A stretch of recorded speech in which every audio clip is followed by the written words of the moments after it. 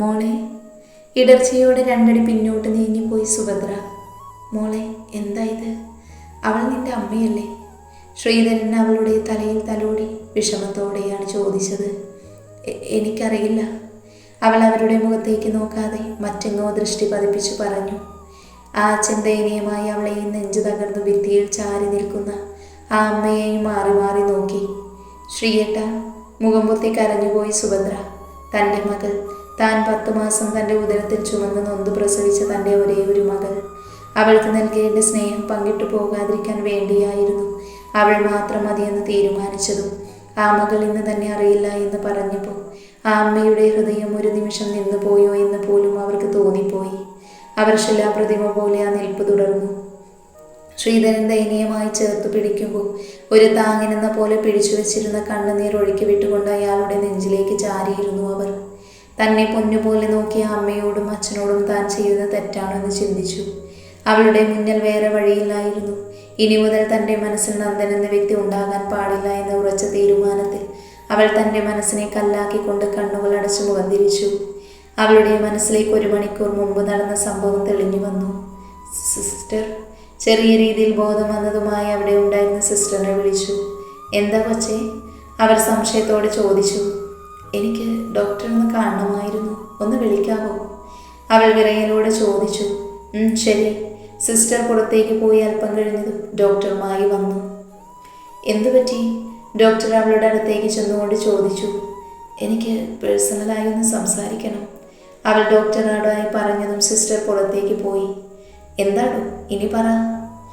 എന്താ തനിക്ക് പറയാനുള്ളത്? സിസ്റ്റർ പോയതും ഡോക്ടർ അവൾക്ക് നേരെ തിരിഞ്ഞു. എനിക്കൊരു റിക്വസ്റ്റ് ഉണ്ട്, പറ്റില്ലെന്ന് മാത്രം പറയരുത്. ദയനീയമായി ഡോക്ടറെ നോക്കി പറഞ്ഞു. താൻ ആദ്യം കാര്യം എന്താന്ന് വെച്ചാൽ പറയടോ. ഡോക്ടർ ചിരിയോടെ പറഞ്ഞു. എനിക്ക് ഓർമ്മയുള്ള കാര്യം ആരോടും പറയരുത് ഡോക്ടർ. മായ പറഞ്ഞതും ഡോക്ടർ സംശയത്തോടെ അവളെ ഉറ്റുനോക്കിയിരുന്നു. എന്ന് വെച്ചാൽ വാട്ട് യു മീൻ? ഡോക്ടർ സംശയത്തോടെ ചോദിച്ചു. എൻ്റെ വീട്ടുകാർ വരുമ്പോൾ എനിക്കൊന്നും ഓർമ്മയില്ല. ആക്സിഡൻറ്റിൽ എൻ്റെ ഓർമ്മ നഷ്ടപ്പെട്ടു എന്ന് പറയണം. അതാണ് ഡോക്ടർ ഞാൻ ഉദ്ദേശിച്ചത്. അവൾ പറഞ്ഞത് എന്നതും ഡോക്ടർ അവളുടെ മുഖത്തേക്ക് നോക്കി. Why? What is the reason? Doctor വീണ്ടും ചോദിച്ചു. പേഴ്സണലാണ് ഡോക്ടർ, എനിക്കത് പറയാനാവില്ല. പ്ലീസ് പ്ലീസ് ഡോക്ടർ, എൻ്റെ അഭ്യർത്ഥന മാനിച്ചെങ്കിലും ഡോക്ടർ എൻ്റെ ഒപ്പം നിൽക്കണം പ്ലീസ്. മായ ഡോക്ടർക്ക് നേരെ കൈകൂപ്പി. No, I cannot do that, because ഇത് മെഡിക്കൽ എത്തിക്സിന് വിരുദ്ധമാണ്. അയാൾ കണ്ണിലെ സ്പെക്സ് ഉറപ്പിച്ചുകൊണ്ട് എഴുന്നേറ്റു. ഡോക്ടർ പ്ലീസ്, ഞാൻ വേണമെങ്കിൽ ഡോക്ടറുടെ കാല് പിടിക്കാം പ്ലീസ് ഡോക്ടർ. നിറഞ്ഞൊഴുങ്ങുന്ന മിഴികളോടെ തനിക്ക് മുന്നിൽ യാചിക്കുന്നവളെ കണ്ടില്ലെന്ന് നടിക്കാനായില്ല അദ്ദേഹത്തിന്. ഒടുവിൽ അവളുടെ അഭ്യർത്ഥന അദ്ദേഹം സമ്മതിച്ചു. ആ ഓർമ്മയിൽ അവളുടെ കണ്ണുകൾ നിറഞ്ഞൊഴുകി. വൈദുവിനെ പൊതിഞ്ഞു പിടിച്ചുകൊണ്ട് വൈകിയും ദേവികയും ഒപ്പം തന്നെ ഉണ്ടായിരുന്നു. പലപ്പോഴും വൈദുവിൻ്റെ നോട്ടവും പ്രവൃത്തിയും ശിവനിൽ സംശയത്തിനിടയാക്കിയിരുന്നു. എങ്കിലും സുഖമില്ലാതിരുന്ന ആളല്ലേ എന്നോർത്ത് അവനൊന്നും ചോദിക്കാൻ പോയില്ല. വൈകിട്ടോടെ നന്ദൻ വന്നതും ദേവികയെയും ജാനകിയെയും നിർബന്ധിച്ച് അവൻ്റെ ഒപ്പം അയച്ചു. ശേഷം വൈകിയും ശിവനും വൈദുവിൻ്റെ ഒപ്പം ഇരുന്നു.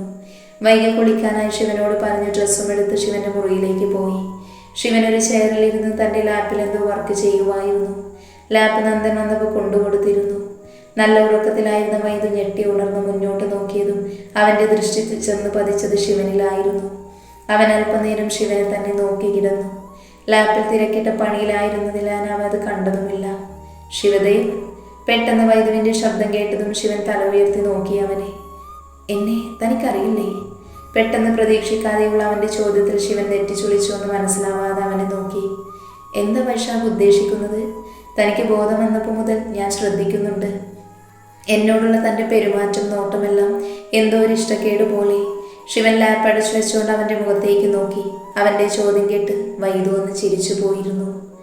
വൈക, അവൾ എൻ്റെ അനിയത്തി മാത്രമല്ല, എൻ്റെ മകൾ കൂടിയാണ്. ഈ നെഞ്ചിലിട്ട് വളർത്തിയത് ഞാൻ അവളെ. വേദനിപ്പിച്ചെന്ന് ഞാൻ അറിഞ്ഞ ഒരു താക്കീതോട് അവന് നേരെ വിരൽ ചൂണ്ടിപ്പോയി വൈദു. എന്തിനാണെന്ന് മനസ്സിലായില്ല. ശിവൻ വിഴിച്ചുകൊണ്ട് നോക്കി അവനെ. വൈ? What happen Vaishakh? എന്തെങ്കിലും ഉണ്ടെങ്കിൽ തുറന്നു പറഞ്ഞൂടെ തനിക്ക്? ശിവൻ ശബ്ദം താഴ്ത്തി ചോദിച്ചു. അതൊക്കെ നീ അറിയേണ്ട സമയം നീ അറിയുക തന്നെ ചെയ്യും. എൻ്റെ പെങ്ങളുടെ വിവാഹം ഞാൻ എൻ്റെ ഋഷിയുമായി ആയിരുന്നല്ലോ ഉറപ്പിച്ചിരുന്നത്. അതിനിടയിൽ എങ്ങനെ താൻ കയറി വന്നു? അവൻ ഇഷ്ടക്കേടോടെ ശിവനോട് ചോദിച്ചു. ഓ, റൂട്ട് അങ്ങ് പോകുതാ? ശിവൻ മനസ്സിൽ പറഞ്ഞു. അതൊക്കെ താൻ തൻ്റെ പെങ്ങളോട് ചോദിക്കളിയാ, അപ്പോൾ അവളെല്ലാം പറഞ്ഞു തരും. അല്ലാതെ ഋഷിയുടെ കാര്യവും പറഞ്ഞ് എന്നോട് ഇതുപോലെയൊക്കെ സംസാരിച്ച പൊന്നുമോനെ, നീ ശിവൻ ആരാണെന്ന് അറിയും, പറഞ്ഞേക്കാം, ഓർത്തു വെച്ചോ നീ. അവൻ്റെ തോളിലൊന്ന് കൈമുറുക്കിക്കൊണ്ട് ശിവൻ പറയവേ അവൻ ശിവനെ വിളിച്ചു നോക്കി. അപ്പോഴേക്കും കുളി കഴിഞ്ഞ് വൈകി വന്നിരുന്നു. ഇരുവരെയും ഒരു ചിരിയോടെ നോക്കി അവൾ വൈദുവിൻ്റെ അടുത്തേക്ക് ചെന്നു. ആ ബേബി ഡോൾ, നിന്റെ ചേട്ടൻ എന്നോട് ചോദിക്കുമായിരുന്നു നിന്റെ വിവാഹം ഋഷിയുമായല്ലേ ഉറപ്പിച്ചിരുന്നതെന്ന്. പിന്നെ അതിനിടയിലേക്ക് ഞാനെങ്ങനെ വലിഞ്ഞു കയറി വന്നു എന്ന്. മോളൊന്നേ നല്ലോണം എക്സ്പ്ലെയിൻ ചെയ്ത് കൊടുക്ക്, ചേട്ടൻ ഇത്തിരി പണിയുണ്ട്. അവളുടെ കവിളിൽ തട്ടി പറഞ്ഞുകൊണ്ട് ലാപ്പമെടുത്ത് വൈദുവിനെ ഒന്ന് ഉഴപ്പിച്ചു നോക്കി ശിവൻ അവൻ്റെ മുറിയിലേക്ക് പോയി. വൈകി ഒരു ചിരിയോടെ വൈദുവിൻ്റെ അടുത്തായിരുന്നു. പതിയെ അവൻ്റെ നെഞ്ചിലേക്ക് ചാഞ്ഞിരുന്ന് ഇതുവരെ നടന്ന കാര്യങ്ങളെല്ലാം അവനോട് പറഞ്ഞു. അവൾ പറയുന്നത് ഓരോന്ന് കേട്ട് ഋഷിയോടും ശ്രേയയോടുമുള്ള പകയും ദേഷ്യവും വർദ്ധിക്കുമായിരുന്നു അവനിൽ. എന്നിരുന്നാലും ശിവന്റെ മുഖം മനസ്സിൽ തെളിയവേ അവനിൽ എത്രയൊക്കെ ഓർത്തെടുക്കാൻ ശ്രമിച്ചിട്ടും പൂർത്തിയാവാത്തൊരു രംഗം തെളിഞ്ഞു വന്നു. മോളെ, തൻ്റെ നെഞ്ചിൽ ചാരിയിരിക്കുന്നവളെ വൈദു പതിയെ വിളിച്ചു. തൻ്റെ ചേട്ടൻ്റെ ഹൃദയതാളം കേട്ടടഞ്ഞു പോകാൻ നിന്ന കണ്ണുകൾ വലിച്ചു തുറന്നുകൊണ്ടവൾ അവൻ്റെ നെഞ്ചിൽ കിടന്നുകൊണ്ട് തല ഉയർത്തി നോക്കി. ദേഷ്യം തോന്നിയോ നിനക്ക് ഏട്ടനോട്? കണ്ണുകൾ താഴ്ത്തി ദയനീയമായി അവൻ്റെ ചോദ്യത്തിൽ മിഴിച്ചു നോക്കിയിരുന്നു അവൾ. എന്തിനാ വൈദു ഏട്ട? വൈകിയ സംശയത്തോടെ നെറ്റി ചുളിച്ചു. ഞാനല്ലേ ഋഷിയെ മോൾക്ക് വേണ്ടി. അത്രയും പറഞ്ഞ് അവനൊന്ന് നിർത്തി. അതൊക്കെ കഴിഞ്ഞ കാര്യങ്ങളല്ലേ ഏട്ട, ഞാനിപ്പോൾ ഒരുപാട് ഹാപ്പിയാണ്. അയാൾ കാരണമല്ലേ എനിക്കെൻ്റെ ശിവേട്ടനെ കിട്ടിയത്. ഭയങ്കര ദേഷ്യക്കാരനാണെങ്കിലും പാവമാ, എന്നോട് ഒത്തിരി ഇഷ്ടമാ. എനിക്കും അതെ. ഏട്ടന് വയ്യായിരുന്നപ്പോൾ ഏട്ടൻ എന്നോട് മാത്രമേ അടുക്കുമായിരുന്നുള്ളൂ ആദ്യമൊക്കെ. പിന്നെ ശിവേട്ടൻ വന്നപ്പോൾ എന്നെ അത്ര മൈൻഡില്ല, വെറും ശിവേട്ടൻ്റെ കൂടെ. എപ്പോൾ നോക്കിയാലും ശിവൻ ശിവൻ. വല്ലതും ഓർമ്മയുണ്ടോ? അവൻ്റെ താടിയിൽ പതിയെ പിടിച്ചു വലിച്ചുകൊണ്ട് അവൾ ചോദിക്കെ പ്രയാസപ്പെട്ട് ചിരിക്കാൻ ശ്രമിച്ചിരുന്നു അവൻ. പിന്നല്ലേ ഏട്ടാ, ഈ ശിവേട്ടൻ എന്നോട് വെറുതെ ദേഷ്യപ്പെടുമായിരുന്നു. ഞാൻ എന്ത് ചെയ്താലും പിന്നിൽ വന്ന് നിന്നിട്ട് വൈകായി നലറും. ആദ്യമൊന്നും എനിക്ക് മനസ്സിലാകാനേ കഴിയുന്നുണ്ടായിരുന്നില്ല ശിവേട്ടനെ. പക്ഷേ എന്നെ എന്തെങ്കിലും പറഞ്ഞ് നോവിക്കുന്നവരെ ഒരു ദാക്ഷിണ്യവുമില്ലാതെ അടിച്ച് ശരിയാക്കും ശിവേട്ടൻ. അതാണ് എൻ്റെ ശിവേട്ടൻ. ഞാൻ കരഞ്ഞ അപ്പം തുടങ്ങും ദേഷ്യം. എന്തിനാടിയിരുന്നു മോങ്ങുന്നേന്ന് ചോദിച്ചിട്ട്. ചില നേരത്ത് പാവം തോന്നും, ചില നേരത്തെടുത്ത് കിണറ്റിലിടാനും. എന്തോ ഓർമ്മയിൽ ഓരോന്ന് പറഞ്ഞുകൊണ്ട് അവളൊന്ന് ചിരിച്ചു. എന്നാൽ വാ തുറന്നത് മുതൽ ശിവനെ പറ്റി പറയുന്നവളെ അവൻ ഒരു മാത്രം നോക്കിയിരുന്നു പോയി. ശിവൻ എന്ന പേര് തന്നെ അസ്വസ്ഥമാകുമ്പോഴും അവനെ പറ്റി വാ തോരാതെ കണ്ണുകൾ വിടർത്തി ചുണ്ടിലൊരു പുഞ്ചിരിയോടെ പറയുന്നവളെ കാണി അവൻ എത്രത്തോളം അവളിൽ വേരുറച്ചു പോയി എന്നവന് മനസ്സിലായി. ശിവദേവ് ശ്രീനിവാസൻ അവനെപ്പറ്റി അറിയണം. എന്നിരുന്നാലും എന്തുകൊണ്ടാവും തനിക്ക് അവനോട് വെറുപ്പ് തോന്നുന്നത്? അതിനു മാത്രം അവൻ ആരാണ്? തൻ്റെ പെങ്ങളെ തട്ടിക്കൊണ്ടുപോയി വിവാഹം കഴിച്ചതിനുള്ള ദേഷ്യമാണോ ശരിക്കും എനിക്ക് അവനോട്? അതോ ഋഷിയെ പിന്തള്ളി അവളെ സ്വന്തമാക്കിയവനോടുള്ള പരിഭവമോ? വൈദു ആലോചനയോട് ബെഡിലേക്ക് ചാഞ്ഞിരുന്നു. അപ്പോഴും ശിവനെ പറ്റി കലപില പറഞ്ഞുകൊണ്ടിരിക്കുമായിരുന്നു വൈഗ. കഴിച്ച മരുന്നിൻ്റെ സെഡേഷനിലിരുന്ന് ഉറക്കം തോന്നുന്നവനെ ബെഡിലേക്ക് ചായച്ചു കിടത്തിയവൾ വാതിൽ ചാരി ശിവന്റെ മുറിയിലേക്ക് ചെന്നു. വാതിൽ തുറക്കാൻ ശ്രമിച്ചതും അത് ലോക്കായിരുന്നു. അവളൊന്ന് നെടുവിപ്പെട്ടുകൊണ്ട് വാതിൽ തട്ടി വിളിച്ചു. ബെഡിൽ ഷർട്ടിടാതെ ഇരുന്ന് ലാപ്പിൽ വർക്ക് ചെയ്യുമായിരുന്ന ശിവൻ ഗൗരവമാർന്ന മുഖത്തോടെ ചെന്ന് വാതിൽ തുറന്നു. പുറത്തു നിൽക്കുന്നത് ആരാണെന്ന് പോലും നോക്കാതെ അവൻ തിരിഞ്ഞു നടന്നിരുന്നു. അവൾ അവനെ തുറിച്ചു നോക്കിക്കൊണ്ട് പിന്നാലെ ചെന്നു. അവൻ അവളെ ഒന്ന് നോക്കുക കൂടിയും ചെയ്യാതെ വീണ്ടും തൻ്റെ ജോലി തുടർന്നു. ശിവേട്ടാ, തന്നെ നോക്കുന്നില്ലെന്ന് കണ്ടവൾ കെറുവോട് വിളിച്ചു. അവനൊന്ന് മൂളിക്കൊണ്ട് വർക്ക് തുടർന്നു. ശിവേട്ടാ നോക്ക്. തന്നെ നോക്കാതെ തൻ്റെ ജോലി ചെയ്യുന്നവനടുത്തേക്ക് ചെന്നുകൊണ്ട് അവൾ വീണ്ടും വിളിച്ചു. ശിവേട്ടാ, എന്തോ വൈക പറഞ്ഞു. അവൻ കണ്ണുകൾ ഉയർത്താതെ പറഞ്ഞു. എത്രയൊക്കെ ശ്രമിച്ചിട്ടും അവൻ തന്നെ നോക്കുന്നില്ലെന്ന് കണ്ടവൾക്ക് ചെറുതായി ദേഷ്യം വന്നു തുടങ്ങിയിരുന്നു. ശിവേട്ടാ, ഇങ്ങോട്ട് നോക്കിയേ. അവൻ്റെ കവിളിൽ ശക്തിയിൽ പിടിച്ചു തിരിച്ചുകൊണ്ട് വൈക പറയേ അവൻ ദേഷ്യത്തിൽ അവളുടെ മുഖത്തേക്ക് നോക്കി. അവൻ്റെ നോട്ടം കണ്ടപ്പോഴാണ് താൻ എന്താണ് ചെയ്തതെന്ന ബോധം അവൾക്ക് വന്നത്. അവൾ ചെറുതായി വിറയ്ക്കാൻ തുടങ്ങിയിരുന്നു. എന്തോടി, എന്താ നിനക്ക് വേണ്ടത്? അലർച്ചയോടെ അവൻ്റെ ശബ്ദം കാതിൽ പതുക്കെ നിന്ന നിൽപ്പിൽ ഒന്നുരുകിപ്പോയിരുന്നു അവൾ ആ സമയം. അത് പിന്നെ അവൾ പേടിയോടെ പറയാൻ തുടങ്ങിയെങ്കിലും കഴിയുന്നുണ്ടായിരുന്നില്ല. അത്രമേൽ ശിവന്റെ ഭാവം അവളെ ഭയപ്പെടുത്തിയിരുന്നു. Get out. അവൻ്റെ അലർച്ച അവിടമാകെ ഉയർന്നതും അവളൊന്ന് ഞെട്ടി അവനെ മിഴിച്ചു നോക്കി. ശിവേട്ട, ഞെട്ടലോടെ വിളിച്ചുപോയി വൈക. നിന്നോട് പറഞ്ഞ് എന്നെ ഡിസ്റ്റർബ് ചെയ്യാതെ പോകാൻ, അവൻ ദേഷ്യം കടിച്ചമർത്തി പറഞ്ഞു.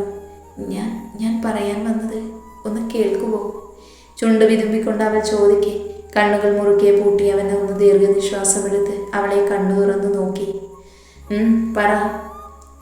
ഏട്ടനെ ഡിസ്ചാർജ് ചെയ്ത് വീട്ടിലേക്ക് കൊണ്ടുപോകട്ടെ എന്ന് ചോദിക്കാമെന്നു വിറയലോടെ പറഞ്ഞു അവൾ. അതിന് ഇനിയും ടൈമുണ്ടല്ലോ, പിന്നെന്തിനാ ഇപ്പൊ ചോദിക്കുന്നേ?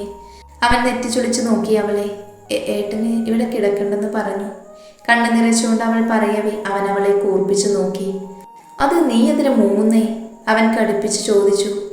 ശിവേട്ടൻ ദേഷ്യപ്പെടണ്ട. മുഖം പൊത്തി കരഞ്ഞു പോയിരുന്നു ആ നിമിഷ പെണ്ണ്. ഓ, ദേഷ്യത്തിൽ പല്ല് കടിച്ചുകൊണ്ട് അവളുടെ കയ്യിൽ പിടിച്ചു വലിച്ച് നെഞ്ചിലേക്കിട്ട് ആഞ്ഞു പുണർന്നിരുന്നു. അവളെ ഏങ്ങിക്കൊണ്ട് അവൻ്റെ മുതുകിൽ അള്ളിപ്പിടിച്ചു. അവളുടെ കണ്ണുനീർ തുള്ളികൾ അവൻ്റെ ഷർട്ടിൽ വീണു കുതിർന്നുകൊണ്ടിരുന്നു. അവൻ അവളുടെ തലയിൽ പതിയെ തഴുകി. മതി, നീ പോയി വൈദുവിനോടൊപ്പം ഇരുന്നു. എനിക്ക് കുറച്ചുകൂടെ പണിയുണ്ട്, കഴിഞ്ഞിട്ട് ഞാൻ വരാം. അവളുടെ നെറുകയിൽ മുത്തിക്കൊണ്ട് അവൻ അവളോടായി പറഞ്ഞു. ഞാൻ പോകൂല. അവനിൽ നിന്നും ഒരടി മാറാതെ അവൾ പറഞ്ഞു. ഈ പെണ്ണിനെ കൊണ്ട്. അവൻ അവളെ തന്നിൽ നിന്നും അടർത്തി മാറ്റാൻ ശ്രമിച്ചുവെങ്കിലും കഴിഞ്ഞില്ല. ഉടുമ്പ് പിടിക്കും പോലെ അവൾ അവനോട് ചേർന്ന് നിന്നു.